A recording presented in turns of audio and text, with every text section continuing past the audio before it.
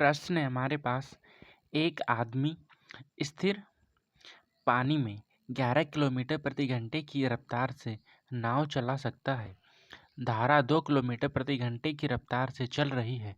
यदि दो स्थानों के बीच की दूरी 117 किलोमीटर है तो ज्ञात कीजिए कि उस धारा के प्रतिकूल और धारा के अनुकूल यात्रा करने में कितना समय लगेगा। ये रहे आपके सारे ऑप्शंस। अभी इस प्रश्न को कैसे हल करना है तो आइए समझते हैं। तो प्रश्न में हमें स्थिर पानी में 11 किलोमीटर प्रति घंटे से कोई नाव चलती है। इसका मतलब क्या हुआ कि हमें नाव की सीधा सीधा चाल दे रखी है, कितनी, 11 किलोमीटर प्रति घंटा। ठीक, तो नाव की चाल को हम हमेशा x मानते हैं और जिसका मान हमें 11 किलोमीटर प्रति घंटा दे रखा है।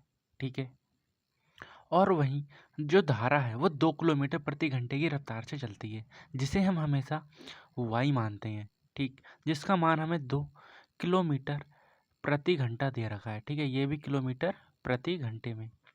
अभी क्या कहा है, यदि दो स्थानों के बीच की दूरी 117 किलोमीटर है तो ज्ञात कीजिए उस धारा के प्रतिकूल और अनुकूल यात्रा में कितना समय लगेगा। ठीक है, तो फॉर्मूला सीधा सा होता है, speed equal to distance upon में टाइम। हमें टाइम निकालना है तो टाइम यहाँ चला जाएगा और स्पीड नीचे आ जाएगा। ठीक है, हमारे पास क्या है 117 जो कि है हमारी टोटल दूरी। ठीक है, अभी पहले हम प्रतिकूल टाइम निकाल लेते हैं। ठीक, प्रतिकूल मतलब विपरीत दिशाओं में, मतलब नाव इस साइड इस दिशा में जाती है तो जो धारा है वो इस दिशा में बहती है। ठीक है, तो जब भी दो विपरीत गाड़ियां या फिर ट्रेन या फिर धारा या नाव जाती हैं, जब विपरीत दिशाओं में जाती हैं तो स्पीड हमेशा प्लस होती है। ठीक, तो यहाँ पर हो जाएगा x प्लस में y।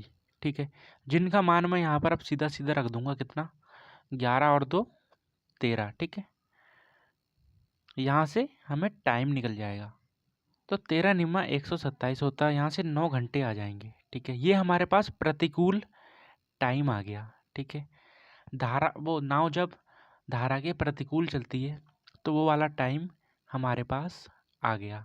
ठीक है, अब हम क्या निकालेंगे, अनुकूल लगने वाला टाइम। ठीक, तो इसमें भी सबसे पहले हम दूरी लिख लेंगे, कितनी, 117 अपॉन में क्या होगा, अभी देखो कि धारा भी इस साइड जा रही है और नाव भी इस साइड जा रही है। ठीक है, जब भी कोई भी दो गाड़ियां या कोई भी ट्रेन, कोई भी गतिमान वस्तु, ठीक है, एक ही दिशा में चलती हैं तो स्पीड हमेशा माइनस होती है। तो यहाँ हो जाएगा x माइनस में y, जिसका मान मैं यहाँ पर सीधा सीधा रखने वाला हूँ। ठीक है, कितना, 11 में से 2 गए, कितना बचेगा, 9। ठीक, और 9 को जब मैं इससे कैंसिल करूंगा तो ये 9 कम 9, 10 और 11, 9 3 27, 13 निम्मा 117। ठीक है, कितना आ जाएगा, 13 आ जाएगा।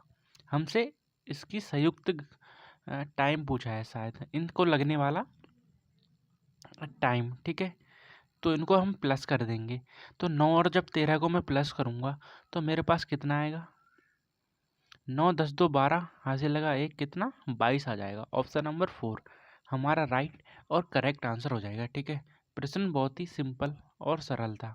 ठीक, धन्यवाद।